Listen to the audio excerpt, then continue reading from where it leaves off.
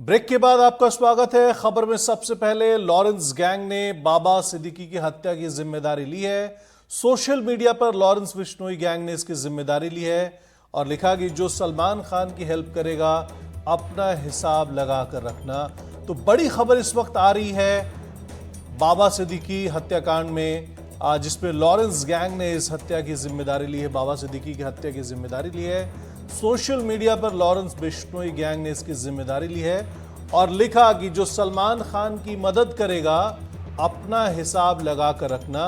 तो ये तस्वीरें आप देख सकते हैं, सोशल मीडिया पोस्ट है और पहले ही पुलिस को शक इस बात से था कि इस हत्याकांड में लॉरेंस बिश्नोई जो गैंग है उसका हो सकता है, क्योंकि जब 3 आरोपी जो शूटर थे जिन्होंने हत्या की थी उसमें से जो 2 आरोपी पकड़े गए, उन्होंने पूछताछ में, ऐसी खबरें आ रही कि पूछताछ में इस बात को कबूल किया है और बताया है कि वो लॉरेंस बिश्नोई गैंग से हैं और उन्होंने हत्या की है बाबा सिद्दीकी की। और अब सोशल मीडिया पर खुद लॉरेंस बिश्नोई गैंग ने इसकी पुष्टि कर दी है और इसकी जिम्मेदारी खुद ले ली है कि हाँ, हमने हत्या करवाई है बाबा सिद्दीकी की। तो पिछले कहा यह जा रहा है, खबरें ये भी है कि बाबा सिद्दीकी को पहले भी कोई धमकी मिली थी फ़ोन करके, लेकिन मुंबई पुलिस ने इस पर कोई खुलासा नहीं किया, कोई बात नहीं की है। मुंबई पुलिस ने ये ज़रूर बताया है कि 4 लोगों की टीम बनाई गई है। जो तीसरा आरोपी है उसको कैसे जल्दी से जल्दी पकड़ा जाए, इसको उनके परिवार को मिलने अपनी संवेदना देने के लिए पहुंचे। लेकिन इसी बीच मुंबई क्राइम ब्रांच के जो तमाम जांच के दायरे हैं वो बढ़ चुके हैं, क्योंकि एक और जहां लॉरेंस बिश्नोई का एंगल अब इस पूरे मामले में बढ़कर नजर आ रहा है, वहीं दूसरी ओर राजनीतिक समीकरण जो कुछ महीनों पहले ही बदले गए थे, जहां पर बाबा सिद्दीकी ने कांग्रेस का दामन छोड़ एनसीपी अजीत पवार में शामिल हो गए थे, जिसके बाद से ही क्या उन्हें कोई राजनीतिक धमकियां मिली थी, इसको लेकर भी जांच जो है वो की जा रही है। लेकिन इसी बीच अब लॉरेंस बिश्नोई के गैंग के जो मेंबर हैं उन्होंने सोशल मीडिया पर एक पोस्ट साझा किया है। इस समय तमाम जांच एजेंसियां इस बात को वेरीफाई कर रही है, समझने के लिए कि क्या ये वही पोस्ट है और क्या ये ऑथेंटिक है या नहीं। तो इसको लेकर एक और जांच शुरू की जा चुकी है। वहीं दूसरी ओर इस समय जो बॉडी है बाबा सिद्दीकी की, उसे अब उनके बांद्रा स्थित पाली हिल के बंगले पर ले जाया गया है, जहां पर उनका जो जुलूस है वो निकलेगा और जिसके बाद से जनाजा निकलने के बाद उन्हें रात में करीब 8:30 बजे दफनाया जाएगा। और ऐसे में मुख्यमंत्री एकनाथ शिंदे ने अब ऑर्डर्स दिए हैं कि पूरे राजकीय सम्मान के साथ उनकी जो है अंतिम संस्कार की जाए, क्योंकि पहले वो महाराष्ट्र कैबिनेट में फूड एंड प्रोसेसिंग इंडस्ट्री के एक मंत्री भी रह चुके हैं, 3 दफ़ा विधायक रह चुके हैं। तो ऐसे में तमाम ऐसे पदवी संभालने के बाद भी महाराष्ट्र में और ख़ासतौर पर जो मुंबई का जो फाइनेंशियल कैपिटल है मुंबई, उसमें भी यदि कोई इतना बड़ा नेता सुरक्षित नहीं है, इसको लेकर मुंबई पुलिस के तमाम लॉ एंड ऑर्डर सिचुएशन पर कई गंभीर सवाल भी खड़े हो रहे हैं। ऐसे में जांच के दायरे बढ़ाए जा चुके हैं। अब तक 3 आरोपी इस पूरे मामले में सामने आए हैं और चौथा जो आरोपी है उसकी तलाश फिलहाल पुलिस कर रही है। इन तीनों आरोपी जो कल वहां पर मौजूद थे इस फायरिंग की घटना के समय, उनमें से 2 उसी समय पकड़े गए। हालांकि जो तीसरा आरोपी फरार है वो इस समय जो है पुलिस उस तक नहीं पहुंच सकी है। हालांकि कहना है कि जो तीसरा आरोपी फरार है वो मुख्य आरोपी है और उसी ने लॉरेंस बिश्नोई गैंग के साथ संपर्क साधा, जिसके बाद उसे कॉन्ट्रैक्ट दिया गया, 2.5 लाख रुपए दिए गए और हथियार मुहैया कराए गए ठीक 1 दिन पहले इस पूरी घटना के, ताकि वो इस घटना को अंजाम दे सके।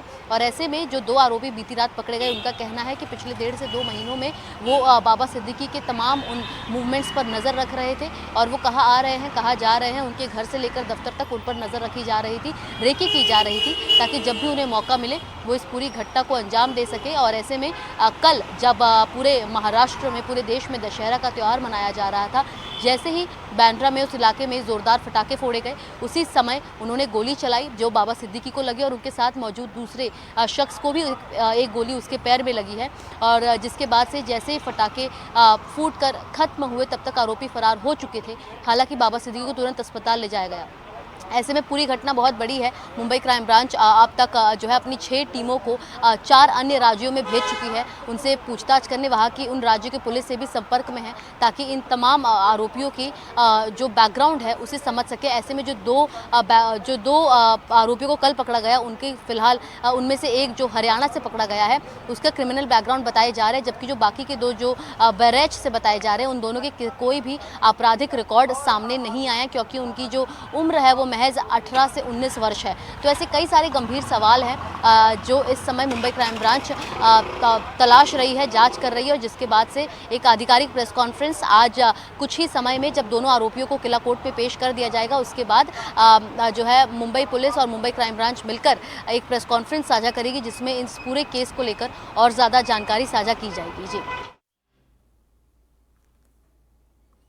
तो जो सलमान खान की हेल्प करेगा हिसाब लगाकर रखें। लॉरेंस गैंग ने बाबा सिद्दीकी की हत्या की जिम्मेदारी ली है, और हमारी संवाददाता मुंबई से पल पल की जानकारी वहां से दे रही थी। लॉरेंस गैंग ने हत्या की जिम्मेदारी ली है, सोशल मीडिया पर पोस्ट करके कहा है।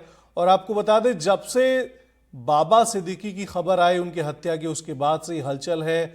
महाराष्ट्र की राजनीति छोड़िए, पूरे देश में इस बात को हलचल है, क्योंकि वो काफी राजनीति तो महाराष्ट्र की करते थे, लेकिन पूरे देश भर में वो मशहूर थे, क्योंकि सलमान खान से काफी उनके करीबी रिश्ते थे। मालिक हैं गुलशन कुमार, उनकी भी हत्या ही की गई थी, ऐसे ही सुपारी देकर। और इस बार जो ये राजनेता और साथ ही जो अभिनेता हैं, इनके साथ जो अंडरवर्ल्ड के संबंध रहे हैं वो ज़्यादा अच्छे रहे नहीं हैं। और ऐसे में एक और, जहां बाबा सिद्दीकी जो अपने इफ्तार पार्टी के लिए मशहूर जाने जाते हैं, ये वही इफ्तार पार्टी है जहां पर 2008 में सलमान खान और शाहरुख खान के बीच हुई उस झगड़े के बाद से 2013 में शाहरुख खान और सलमान खान को एक साथ एक मंच पर लाने वाले बाबा सिद्दीकी की इस इफ्तार पार्टी को कई बड़े पैमाने पर पूरे देश से जो है इसमें राजनेता और अभिनेता शामिल होते हैं।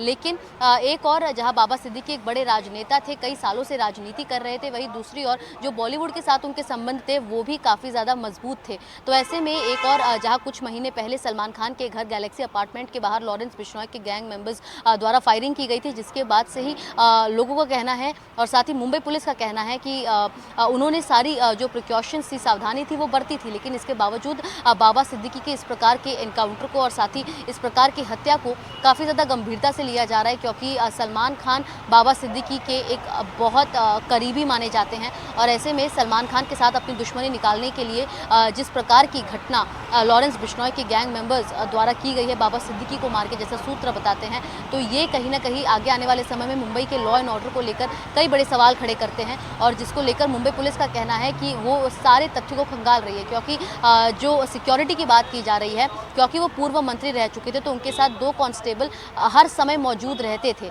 लेकिन कई ऐसी जानकारी आ रही है कि 15 दिन पहले बाबा सिद्दीकी को जान से मारने की धमकी भी दी गई थी। क्या ये बात सच है या नहीं, ये उनके परिवार से, उनके मेंबर्स, उनके टीम मेंबर्स से पूछताछ के बाद जाहिर होगी। लेकिन मुंबई पुलिस का ऐसा कहना है कि उन तक बाबा सिद्दीकी द्वारा कोई ऐसी जानकारी 15 दिन पहले साझा नहीं की गई थी कि उन्हें जान से मारने की धमकी आई भी है या नहीं। तो कई सारे ऐसे तथ्य हैं जिन्हें खंगाला जा रहा है। अपने जो जांच के दायरे है वो मुंबई पुलिस ने बढ़ा दिए हैं। एक और लॉरेंस बिश्नोई का एंगल, दूसरी ओर जो राजनीतिक एंगल भी बताए जा रहे हैं, उसको लेकर जांच शुरू कर दी गई है। क्या बाबा सिद्दीकी का किसी भी शख्स के साथ, किसी भी अंडरवर्ल्ड डॉन के साथ या किसी भी प्रकार के समुदाय के साथ किसी प्रकार का मतभेद था या फिर झगड़ा चल रहा था, इसको लेकर भी जांच जो है वो की जा रही है।